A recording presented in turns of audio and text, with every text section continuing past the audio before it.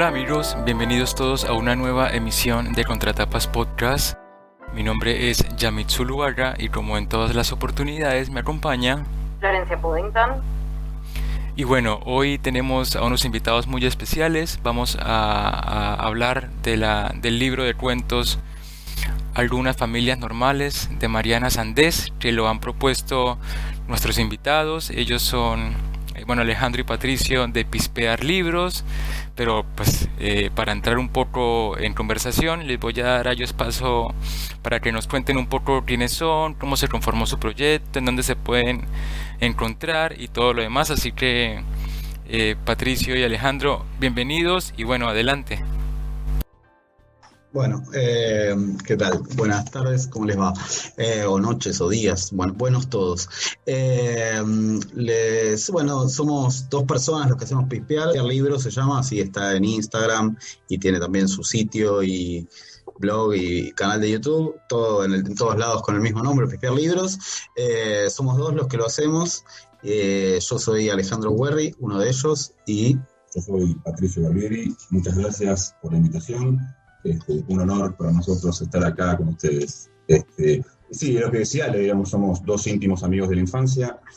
Él está mucho más relacionado con la industria literaria, por decir de alguna manera. Es escritor, ha sacado libros, y yo la única relación que tenía con la literatura era ni más ni menos que eso, era leer muchos libros y ser un apasionado de la lectura. Y por esas vueltas de la vida surgió esta posibilidad, surgió como algo primero de emparentarse con libros, digamos. Se empezaron a vender usados en alguna plataforma que anda por ahí, y a través de contactos nuestros con algunas distribuidoras nos fuimos haciendo de libros, y nos fuimos encantando un poco con la idea, con esto de aprender todo el tiempo, ¿no? Digamos, porque a mí lo que particularmente me pasa en esto que era absolutamente Lego, digamos, que es la industria literaria, es aprender todo el tiempo sin parar, porque te haces de libros e implica cargarlos, implica leerlos, implica un montón de cosas, ¿viste? Así que desde el aspecto particular mío es eso, es esa facilidad para aprender todo el tiempo, ¿no? Bueno, yo quería como comenzar preguntándoles cómo se les ocurrió esta idea de vender libros de una manera ortodoxa cuando estamos como en tiempos de crisis, y también pues la industria editorial está sufriendo un montón de transformaciones. ¿Cómo fue que nació su emprendimiento y dijeron, bueno, vamos a dedicarnos a esto y adelante a como sea el resultado? Sí, está buena la pregunta. Yo creo que ¿qué nos decidió? Un poco, creo que por cada uno en su vida, un poco el deseo de tener un proyecto, digamos, estamos cada uno involucrado en muchas cosas, pero el deseo de tener un proyecto así que a uno le den ganas de estar haciéndolo, ¿viste? Cuando no se nota, digamos, cuando vos trabajás muchas veces es como que notás el tiempo que pasa, las horas, los minutos, no sé, toda esa sucesión de a veces tedio, a veces, no sé, descubrimientos, no importa, pero en este caso, como cuando te pones a hacer algo y te genera disfrute, ¿viste? Ya el hecho de juntarnos, de pensar cosas, de hacerlas, de después mirar hacia atrás y ver cosas que pensamos que pudimos realizar, y no sé si tuvimos una gran conciencia de la situación macro. Fue más, viste, el deseo de decir, bueno, vamos por esta. Yo creo que en ningún momento de estas miles de charlas nunca surgió la cuestión económica, digamos, y el contexto argentino y editorial en particular. Nunca se nos cruzó por la mente. No sé, bueno, seremos unos extraterrestres, osados, no sé, pero la verdad que no lo pensamos nunca en serio, porque nunca tampoco fue con fines económicos, ni mucho menos, digamos. Y por eso creo que también lo hace más entretenido también, digamos. No estamos pendientes de si vendemos mucho más, si vendemos mucho menos. Sí, por supuesto que siempre te gusta vender más porque implica un reconocimiento, digamos. En lo económico todavía no repercute en lo más mínimo, digo, pero implica sí un reconocimiento por todo el laburo de contenido que hacemos para que eventualmente esos libros se vendan, digamos. Es una linda satisfacción, digamos, ¿no? Sí, nos pasa un poco parecido con el podcast, cuando de repente lo empezamos como un hobby y de repente ves que cada vez hay más gente escuchando y más gente que le interesa lo que hacemos, y uno en realidad lo hizo por ahí inicialmente con el placer de leer o de destinarle un momento a la conversación sobre la literatura, que quizás es algo que es difícil porque generalmente uno lee solo, ¿no? Y está solo con esa lectura y era la búsqueda de un momento de encuentro, y de repente se empieza a crecer y uno ve que año a año se van sumando y cada vez tenemos más seguidores en Instagram, más seguidores en las plataformas. Es lindo.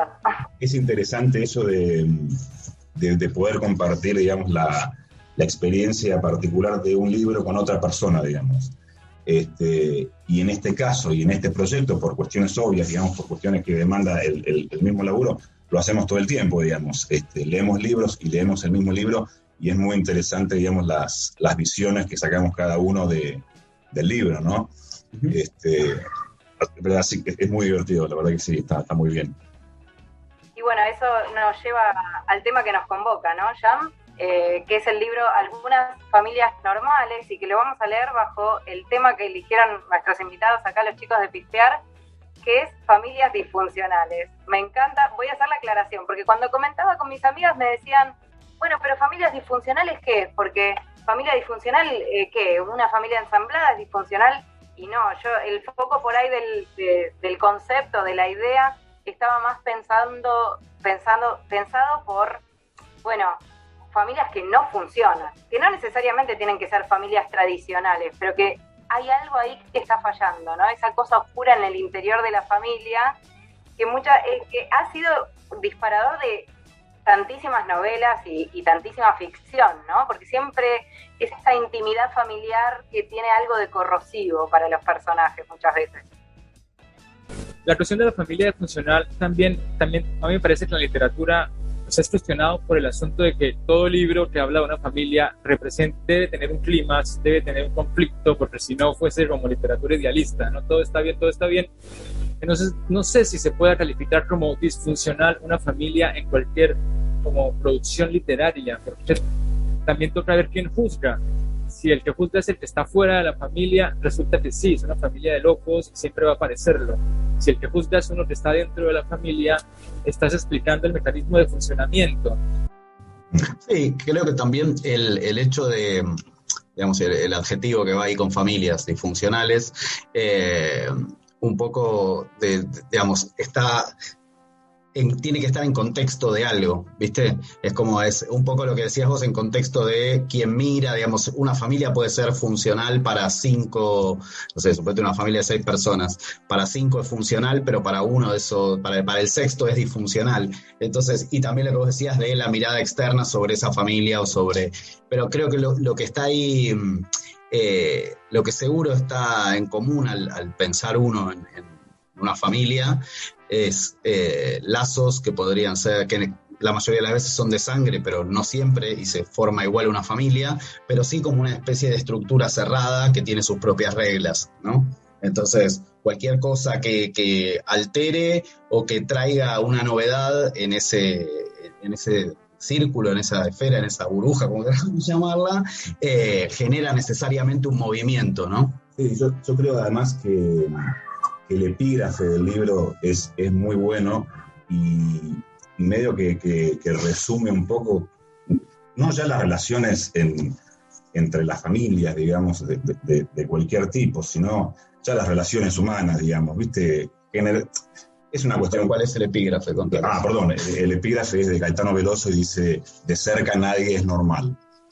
Y es cierto, digamos, cuando empezás a hurgar un poquito, siempre vas a encontrar defectos, digamos, y más cuando se trata de grupos sociales que interactúan, y más de grupos sociales en términos de familia, digamos, donde capaz hay un mandato moral que hay que hacer las cosas de cierta manera y llevarse fenómeno y respetar todas esas estándares, ¿viste? de la familia antigua como la conocemos y que seguimos experimentando un poco hoy por hoy. No, y también son, sumo para pensar en la idea de familia, después disfuncional o no, vemos, el hecho de que también son relaciones que atraviesan muchísimo tiempo, digo, en general, salvo que alguien decida apartarse de la familia, bueno, los padres ven a los hijos de que nacen hasta el fin de sus días, y en ese sentido no sé cuántas relaciones de las que uno puede tener con el mundo en general atraviesan tantos años, ¿no? Sí, eso es cierto, y bueno, las tensiones que se van generando en esos años y que muchas veces no, me parece, y acá por ahí pensando en familias reales, pero me parece que lo que más pasa es que muchas cosas, hay mucho secreto o mucho de tensión oculta o de malestares no resueltos que se van incrementando con el tiempo, ¿no? Y eso también aparece un poco en estos cuentos, que son maravillosos, la verdad, nos encantó a los dos, creo ya. No todos hablan de familia, pero es como un tema recurrente en la mayoría de ellos, así que va perfecto con el eje propuesto, está muy bueno. No sé. Bueno, ¿y ustedes cómo llegaron al libro? ¿Cómo lo conocieron? ¿Ya conocían al autor? Cuéntenos un poco al respecto. Dale, cómo no. Tiro y después vamos. Bueno, el libro lo conocimos en parte al empezar con Pispear, empezamos a estar en contacto con un montón de editoriales que las veíamos no tan de cerca, ¿no? Por ahí alguna vez en alguna mesa perdida, pero cuando te llegan todos los libros y los tenés en mano y demás, entras a entender el concepto de catálogo que tal vez maneja cada editorial o los criterios de diseño, etcétera. Y bueno, te vas enamorando de algunos más que de otros, ¿no? Y este de Mariana Sandes, o sea, por un lado queríamos ir con un libro de cuentos, nos parecía que estaba bueno porque hay una diversidad de historias que te permiten, digamos, trazar relaciones tal vez menos directas que cuando es un libro que es una sola historia, viste, que se cuenta de principio a fin. Y después porque, bueno, la editorial, que es Compañía Naviera Ilimitada, es una editorial argentina y ella, Mariana también, digo, nos gusta la literatura de todos lados y las editoriales de todos lados, y es lo que más consumimos son de acá, México y España, que es lo que llega, pero sí nos gustaba también traer algo que se esté produciendo contemporáneamente ahora. Bueno, queríamos que sea una escritora o un escritor argentino primordialmente y de una editorial argentina. Queríamos, aportar nuestro minimísimo granito de arena, digamos, a la industria literaria argentina. Y el tema de cuentos, digamos, él es un fanático de los cuentos, digamos, él es un enamorado de los cuentos en general. Yo particularmente no soy un fanático de los cuentos, pero nos pareció interesante a los efectos de analizar un libro, como ustedes nos pidieron, que sean cuentos justamente por eso, por la multiplicidad de opciones de análisis que te da, digamos. Nos parecía como más interesante poder hablar de varias historias y no necesariamente de una, ¿no? Sí, tal cual. Bueno, y con respecto a la autora, ¿querés decir algo, Jan? Bueno, sí, nada, yo no la conocía a Mariana Sandes hasta este libro, pero sí que sabía que tenía una historia publicada que se llama Una casa llena de gente, y lo que me parece es que juega mucho con la forma, ¿no? Hay cuentos muy disímiles, hay como una experimentación, también un grado de experimentación, y también tiene como cuentos más tirados como a una cuestión más ortodoxa, ¿no? Más hermética de principio, como desarrollo y desenlace, como muy a la forma clásica, ¿no? Podríamos decirle, de la construcción de un relato. Sí, yo creo que tiene como, en cuanto a la forma, ¿no?, de la escritura o de los tipos de cuentos, tiene un tipo de cuento más bien clásico, digamos, en la línea así de Chekhov, viste, el clavo que está en la primera escena, al final se va a colgar, por ejemplo, el cuento que se llama Diario de un animal, es eso, viste, arranca un tipo que está estresado porque se mudó y se empieza a quedar pelado, y al final del cuento, bueno, el tipo termina bastante cambiado, está alejado en la casa en la que se mudó, termina, viste, encerrado en un cuarto aparte y le creció pelo en todos lados, menos en la cabeza. Digo, esos dos elementos puestos al comienzo y cómo cierran es como una estructura de cuento clásico en esa línea que te digo. Y después hay muchas también escrituras, como bueno, él trabaja con el diario íntimo en un par de cuentos, tiene una escritura de un acta de consorcio, digo, como medio trabajar con subgéneros, y también varios cuentos que vos decís, los lees, como por ejemplo el que le da título al libro, Algunas familias normales, que tiene como una escritura novelística, como vos decís, esto es la historia de una novela condensada y que si la expandiera en vez de 20 páginas podría durar 100 y pico, ¿viste? Y se tomaría el espacio para desarrollar cada núcleo de cada personaje que ahí aparece esbozado en 3-4 líneas. Sí, tal cual. A mí lo que me gustó en particular también es la elección temática. Me pareció que hay cierta originalidad en los escenarios. Por ejemplo, en ese sentido me sorprendió el de Las Lloronas, porque el ámbito de la oficina no sé por qué es tan poco recurrido, o yo siento que es poco recurrido en los escritores, capaz porque los escritores no son muy del trabajo clásico de ir a la oficina 9 horas, pero en realidad es como un escenario típico del mundo moderno, bueno, hasta ahora, ¿no? Hasta, por lo menos hasta la pandemia, la cuestión de ir a la oficina y de sobre todo, lo pensábamos recién con Yamid, cómo la oficina también es una suerte de microfamilia o de pseudofamilia, ¿no? Que se genera ahí con personajes que cumplen roles muy específicos y cuyas relaciones también se dan como en términos de ese modo, ¿no? Los jefes siempre son como una suerte de padre al que hay que seguir, no sé, como que pasan ese tipo de cosas. Perdón, aporto ahí en eso que comentabas. En ese específico de la oficina, el de Las Lloronas, está, por un lado, en una configuración familiar hay un padre ausente que es el mecenas, que nunca se sabe quién es hasta que al final la segunda hermana devela quién es. Después está esa relación de hermanas que aparece también sobre el final, y después lo que vos decías, como en una oficina ciertos roles jerárquicos también arman una especie de familia, claro, de estructura y de familia, porque no dejan, después fíjate que todas estas lloronas, que hasta esa escena son las que salen a fumar, están todas reunidas en el velorio llorando alrededor del cajón de esta mujer que era entonces se armó ahí una familia, digamos, disfuncional, pero familia, ¿no? Bueno, a mí el cuento que, por ejemplo, me impactó mucho fue el de este señor que es como una especie de remisero que monta a su auto a una madre y a su hija para llevarlas a un viaje corto aquí afuera de la provincia de Buenos Aires y las secuestra, ¿no? Y crea con ellas como una familia porque es lo que él desea en su vida y no tiene.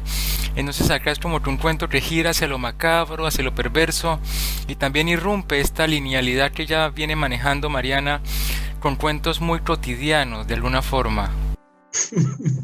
Sí, a mí también lo que me pareció interesante un poco en la línea que decís vos, Yamil, es esa forma de vincularse que tienen los personajes y esa dificultad que en general tienen los personajes para vincularse, digamos. Son todos personajes que en principio no son muy sociables, que digamos, y tienen un impedimento, digamos, muy marcado para convivir, digamos, socialmente, y lo ves, por ejemplo, a mí que uno de los cuentos que más me gustó fue, creo que se llama Luna en Nueva York, o Luna en Nueva York, que te marca un poco eso, digamos, es un chico que trabaja de productor, que aparentemente no tiene mucha relación con nadie, en el trabajo se lleva pésimo con su jefe, tiene una abuelita en un pueblo ahí medio alejado y termina vinculándose con una persona mucho más mayor, de 80 años, que había sido una especie de ídola en su infancia y logra una relación muy linda y tierna con esta persona, pero digo, siempre en cánones de relaciones no tan convencionales, digamos, ¿no? Eso es lo que me pareció también muy interesante. Y de alguna forma también todos buscando o haciendo, tal vez en buscar, familia, ¿viste? Porque el cuento que dice Pato, el de Luna en Nueva York, el pibe genera como una nueva abuela con esa actriz a la que le va a arreglar las cosas y como de la que sabe más que todo el resto. Y a su vez, otro elemento que está en ese cuento, que está en algunos más, es el hecho de alguien que se aísla, lo que él decía de la comunicación, que a veces hay gente que no puede decir lo que le pasa, también es gente que decide aislarse del mundo, sea como decíamos, el tipo en el cuarto en ese del diario de un animal, o esta señora que vive recluida con alguien que la cuida, bueno, y hay más cuentos donde esto está. Y creo que el libro también muestra, viste, cuando un libro tiene un título, uno después va y empieza a analizarlo a partir de ahí, o empieza a verlo a partir de ahí, digo, y que se llame Algunas familias normales, creo que también en muchos cuentos te va mostrando distintos formatos de familia que no necesariamente incluyen lazos de sangre, como decían ustedes recién, el de Las Lloronas, y después el de Actas de Consorcio, donde la vecindad de un edificio funciona también como una familia no deseada, en este caso. Claro, porque hay una convivencia obligada en un edificio, ¿no? Entonces, claro, pasa eso también con los vecinos, que de repente se construyen lazos, todos saben algo de la vida del otro, o todo de la vida del otro por esa convivencia obligada. Todos saben qué hace, de qué vive, qué sé yo, y además ese me pareció medio cortasariano, qué sé yo, con ese final medio macabro, ¿no? Como que dispara para ese lado. Sí, me gustó, ¿no? Hay cierta perversión también siempre en todos los cuentos. A mí el particular, el que mencionaba Yamir, el del secuestro, me hacía también acordar a Almodóvar, como esos personajes que son como o esas situaciones que construyen paradojas, porque de repente el tipo no parece tan malo si no fuera porque secuestró a una mujer, o sea, ahí hay como una relación, como un ida y vuelta medio extraño, ¿no? Porque por un lado tiene una acción horrible, pero por otro lado la intención era, entre comillas, noble o amorosa, ¿no? Entonces, ese tipo de cosas, o que una cosa horrible lleva a algo relativamente bueno, que me hacía acordar un poco a Almodóvar, ¿no? Sí, también genera como una contradicción moral en el lector, que decís, bueno, claro, está bien, está mal, este tipo es bueno o es un hijo de puta, ¿viste? Sí. Pero bueno, un poco el punto ahí también es de este personaje que él le dice, tiene 62 años, y le dice, comprende lo que es a mi edad no haber hecho una familia. Y ese es el centro del conflicto, ¿no? Claro. En ese cuento también. Bueno, elegimos un párrafo del cuento que se llama Literatura, que nos pareció muy lindo. Así que bueno, aquí vamos. Otra de las respuestas que estuve ensayando. En la primera infancia todos tenemos amigos imaginarios, alguien con quien hablamos cuando los adultos no nos ven. Puede ser un muñeco, tanto como una mascota o un ser fantástico. Unos años después, en la escuela primaria, las chicas trasladamos ese diálogo interior a un diario privado. Lo típico es hablar al diario como si se tratara de una persona. Lo hice desde mis 6 años hasta los 25, cuando hubo que vaciar la casa de mis padres por una mudanza. Junté todos los cuadernos acumulados, creo que eran unos 30, los metí en bolsas de consorcio que terminaron luciendo y pesando como si cargaran cadáveres. Los dejé en el cuarto de basura del edificio. Desde entonces me atrae fantasear con que alguien los encontró, se salvaron del fuego y fueron leídos. Luego ese extraño escribió una novela que circula por ahí. Es la historia de mi vida sin que yo lo sepa. Más adelante, en especial en la secundaria, ese lugar lo toma la amiga del alma, alguien sin que creemos que no podemos vivir. Ella es todo para nosotras. Los hombres lo viven distinto, de un modo más mesurado. Para los que amamos la literatura, me parece, después, en otra etapa, establecemos ese diálogo con los libros. Las lecturas de otros autores abren preguntas que intentamos responder mientras vivimos o escribimos. Ya no precisamos tanto un par, a otro. Necesitamos entero lo otro entero, el universo más allá, la literatura. Forjamos una relación con los autores y con universos remotos. Cuando todo eso aparece personificado en alguien concreto, se tiene la impresión de estar ante el misterio de algo más, formidablemente delicado. Sí, literatura creo que es uno de los 2 cuentos que se anexaron en esta nueva edición, que no estaban en la de 2016. Y bueno, por ejemplo, particularmente ese cuento que se llama Literatura, sí que pone en evidencia lo que yo había comentado al principio, y es que ella se introduce como un personaje que escribe, ¿no? Que tiene además una relación idílica con otro escritor que conoció en una juntada de escritores. Entonces sí que hay una reflexión sobre la propia producción literaria, sobre el tránsito de esa literatura por otros países y la comparación con otro escritor que parece más exitoso, ¿no?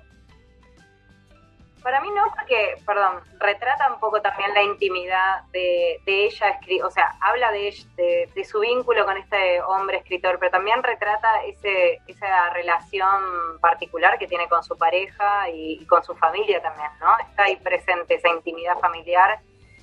que tiene además estos mismos gestos que mencionábamos antes, ¿no? La situación de aislamiento, la falta de comunicación o el encierro en sí misma, que acá en este fragmento aparece incluso, ¿no? Quiero dialogar con la literatura que dialogar con mi pareja que está acá al lado, ¿no? No sé, me parece que hay ciertos tópicos que vuelven a aparecer. Y también se pone como la idea del trío, ¿no? Porque en un punto como que ella dice que el marido lo sabe, que se habla con como un ensamblaje ahí, una cosa amorosa, sí, rara. No, licencias poéticas. No, pero digo, el cuento, coincido con lo que decía Yamit, que el cuento tiene en estilo, si bien el que nombrábamos, el del diario de un animal, también es el diario de una persona escrito con fechas, etcétera, acá hay un estilo que es distinto en la forma en el que está escrito. Tiene también estos elementos que nombraba recién Florencia, de una familia, ella en un momento habla de el diario Isla, como que ese diario que lleva es una cosa que y que lo hace para estar en contacto, para poder hablar o escribir al otro tipo con el que no está, del escritor que conoció, y ahí aparece otro tópico que vos decías, este escritor exitoso y no sé qué. El éxito o el fracaso es como una cosa que aparece en muchos cuentos, como reflexiones sobre eso. Parece ser también como un tema que recurrente, por lo menos en estos cuentos, ¿no? que está ahí en varios personajes. Y hasta a veces con una mirada crítica, ¿viste? Está bien, está mal, ¿no? En ese sentido. Y luego también nos sorprende y nos deleita con la formalidad, ¿no? Hay cuentos que son casi todos en guión, en diálogo, como el del secuestro, luego tienes un diario, luego tienes un acta de consorcio, y jugar como con todos estos recursos sí que lo hace más divertido, lo hace menos normal, ¿no?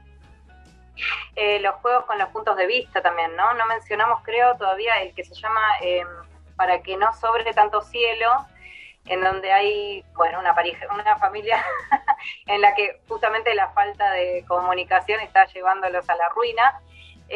Y además ahí, digamos, está bueno que está narrada hay una suerte de cronología, aunque casi que está pasando en simultáneo, pero podemos hacer un seguimiento de esa historia y se cuenta desde 3 puntos de vista distintos, ¿no? Sí, total. Y además, en eso de los puntos de vista, que sí, bueno, en ese está la segunda esposa del padre, el chico de 15 años y el hombre.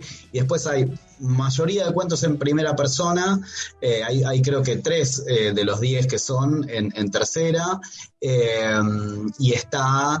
También, digo, las primeras no son necesariamente personajes mujeres, hay varios que son hombres que cuentan, que es algo que en ese primer cuento que abre el libro es como, bueno, digamos, uno puede pensar que plantea la jugada de lo que va a venir después, ¿no? Sí, además siempre uno tiende a pensar que la primera persona, si el escritor es mujer, o sea, te obliga a no ser tan literal.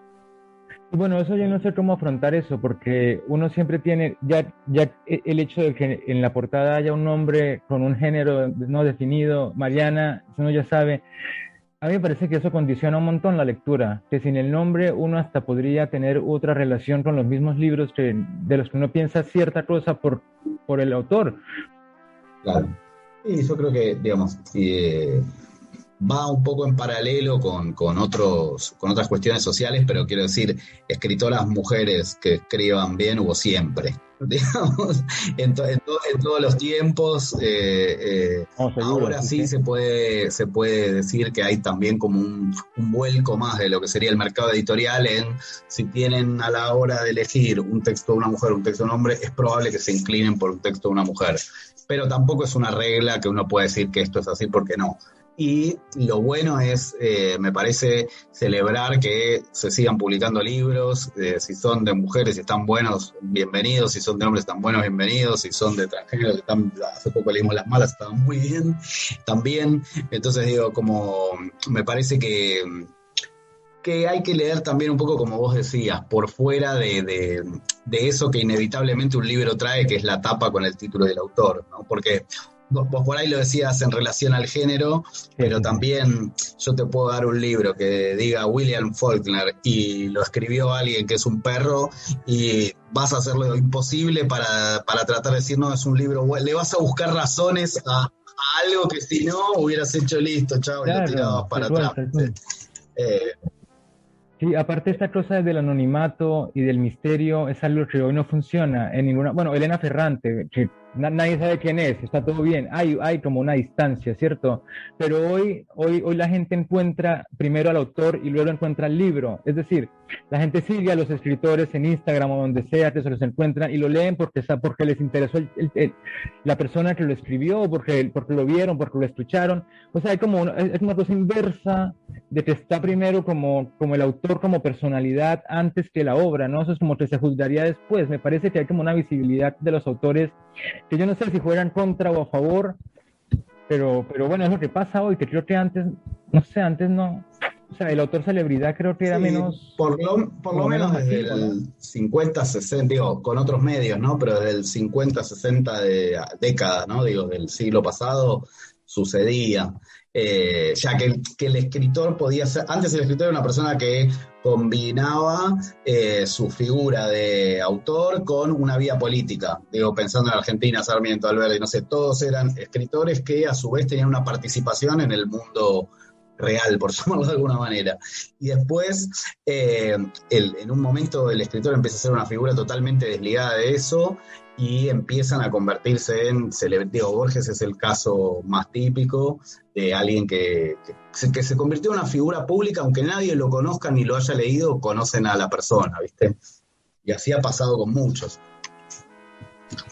Sí, para mí siempre hubo algo de no sé si celebridad, pero sí de ciertos nombres que convocan y que por ahí si alguien no es un lector habitué, digamos, por ahí tiende a inclinarse primero por el nombre conocido que por indagar un poco más en el mercado y ver en realidad, buscar la curiosidad, que por ahí te pasa cuando ya estás bastante metido en el asunto de la literatura y querés encontrar algo nuevo, ¿no?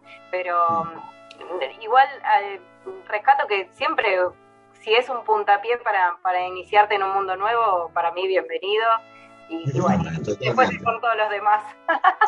No, y eso también es una de las cosas buenísimas de que estemos haciendo nosotros, esto de pispear libros, que empezamos a tener contacto con muchísimos más libros de los que uno tiene como persona que va a una librería o entra a un sitio a comprar, ¿viste? Y así descubrimos un montón de libros, autores, editoriales que no conocíamos y que están geniales. Sí. Es nuestro mínimo aporte a la literatura argentina, digamos. Nuestro mínimo aporte para que la gente, si lea un poco más, y si no lee, que empiece a leer un poquito, digamos. No mucho más que eso, digamos. Nos divierte mucho eso, digamos. Es una especie de leitmotiv, digamos, de pispear, ¿viste? Tratar de que la gente lea más de lo que lee hoy por hoy, digamos.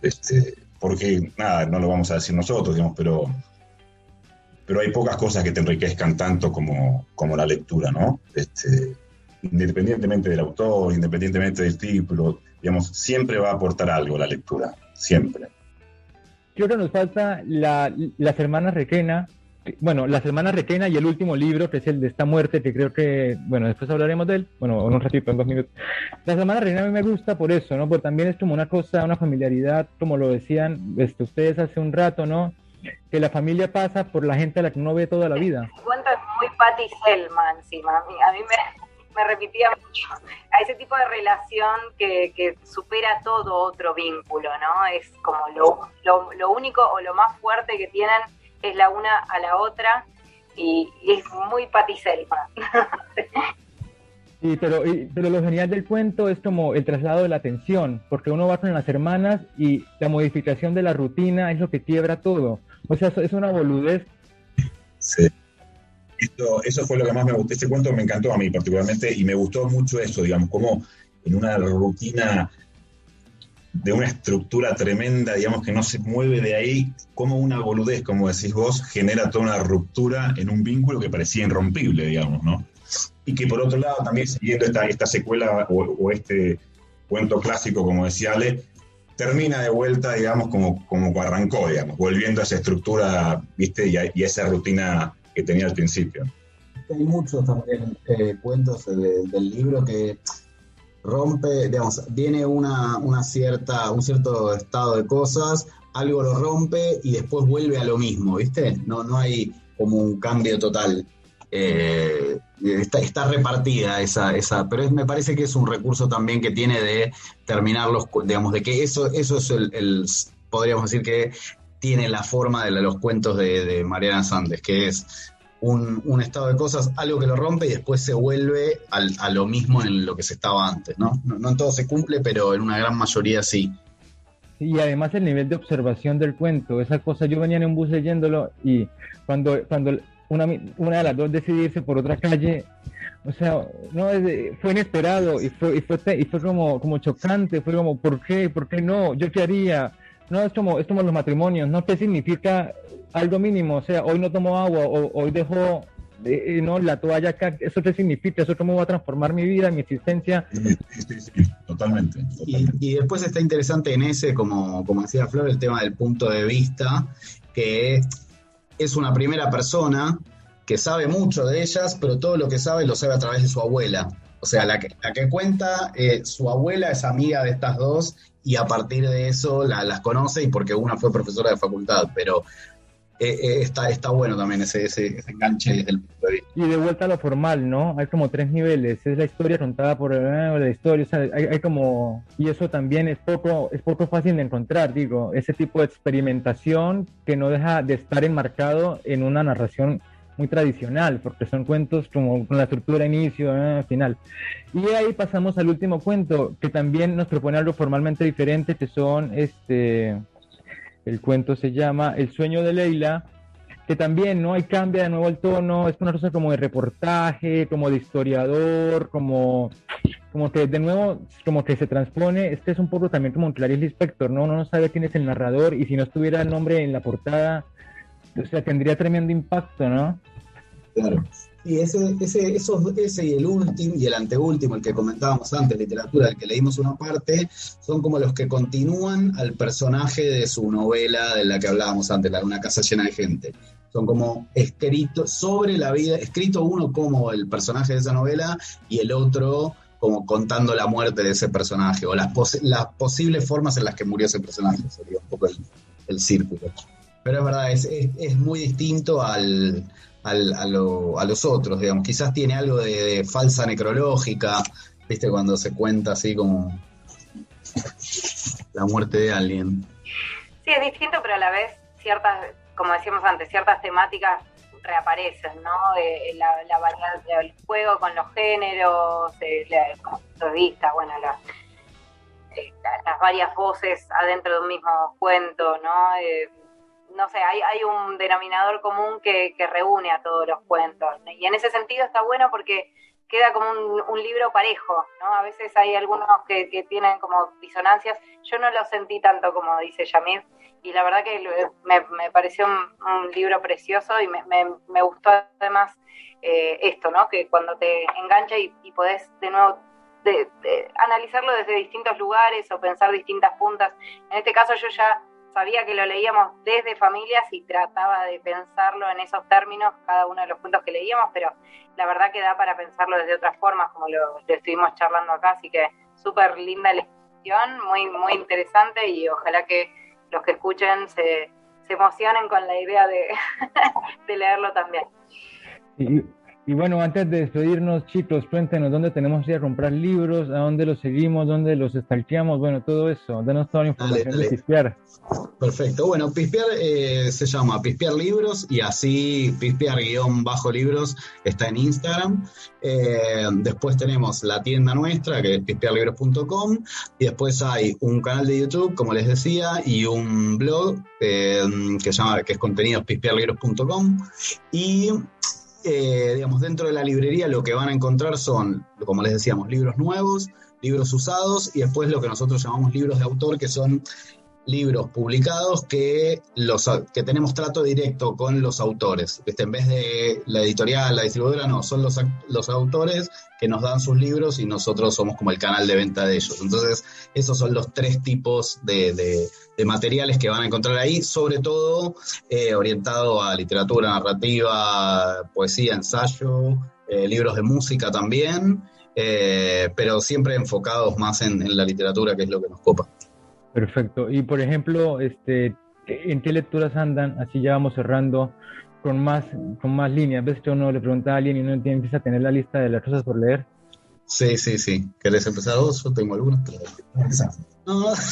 Se puede volver interminable esto, muchos. No, digamos, un poco lo que decías a mí antes es, en esta posibilidad que tenemos ahora de opciones, digamos, de libros, es como que yo en lo personal estoy no rehusando, digamos, pero estoy tratando de buscar otros libros de autores que yo particularmente no conocía, que son un montón, digamos, insisto, porque yo encima estoy un poco arrancando con esto No, pero quiero decir en serio, estoy arrancando y estoy teniendo un contacto masivo, digamos, con libros. Entonces, de esa masividad trato de leer autores que yo no conocía o no he leído nunca. También estoy como metiéndome en otras cosas que antes no leía, digamos. Estoy leyendo mucho más poesía que antes no leía, digamos. Tenemos un montón de poesía. Y él es un gran lector de poesía, es poeta también, vale la redundancia, tiene su libro de poesía, así que es mucho más lindo y mucho más fácil, viste, introducirte en el mundo de la poesía, que no es fácil tampoco, por lo menos a mí no me resulta tan fácil, viste, pero bueno, cuando tenés a alguien al lado que sabe mucho más desde la parte técnica y de eso, es mucho más fácil y te atrae mucho más también. No, y por mi lado estoy leyendo Para ser escritor de Dorotea Brande, que es un libro que sacó ahora China Editora, uno de poesía reunida de Adelia Prado, que es una poeta brasilera o brasileña, y que es de Griselda García Editora, y después, ¿qué más? Y alguno más que por ahí empecé, el Solo la Noche, uno de John Williams, creo que es, sí. Y hay varios libros, viste, que te pasa con esta actividad, que por ahí arrancás uno, lees 25 páginas una noche, al día siguiente agarrás otro, y entonces se te empieza a armar como un cruce que ya no sabes a qué libro le corresponde, qué cosa, qué página, qué historia. Sí, para personas ansiosas como nosotros, debemos tener tantas posibilidades. Yo lo hablaba con un amigo, bueno, vamos a responder, estamos leyendo, porque Flor nos mandó para el próximo capítulo de Familias Disfuncionales, El ruido y la furia, de William Faulkner. Entonces estoy peleándome con Faulkner, pero eso lo hablaremos en el próximo episodio.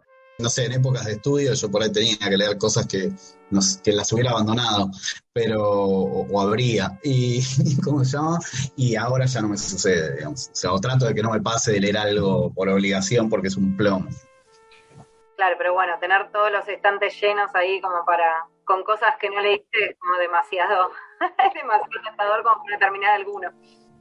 Tal cual, es una linda tentación. Sí, es una linda. Sí, yo estoy diciendo también ahora que me preguntaste uno que se llama el libro el libro de nuestros días, creo que es, algo así. Sí, el libro de los días de Michael Cunningham, que es... Las horas, muy bueno. Exacto, es el autor de Las horas, que después, bueno, se hizo esa película genial, digamos, con esto no me acuerdo quiénes son, digamos, pero básicamente con Las horas de Virginia Woolf, digamos, ¿no?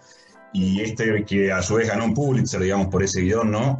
Y estoy leyendo este libro que la verdad que también es muy interesante. Hay un libro, digamos, en común, como era en ese, que era Las horas de Virginia Woolf. Acá hay uno que es de Walt Whitman, el poeta norteamericano.